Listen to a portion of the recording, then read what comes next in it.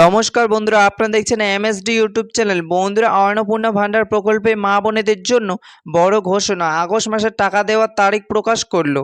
তাই বন্ধুরা ভিডিওটি পুরোপুরি দেখবেন। ভিডিওটি পুরোপুরি দেখার সাথে সাথে বলবো বন্ধুরা, আপনারা যারা আমাদের চ্যানেলে নতুন দর্শক, চ্যানেলটিকে সাবস্ক্রাইব করে পাশে থাকা বেল নোটিফিকেশন বেলটি অন করে নেবেন বিভিন্ন সরকারি প্রকল্পে আপডেট সবার আগে পাওয়ার জন্য। আর আপনাদের অন্নপূর্ণা ভান্ডারে যদি কোনো রকম সমস্যা হয়ে থাকে তাহলে কমেন্টে জানাবেন। তো চলুন শুরু করা যাক। অন্নপূর্ণা ভান্ডার প্রকল্পে আগস্ট মাসের টাকা দেওয়ার তারিখ প্রকাশ করলো।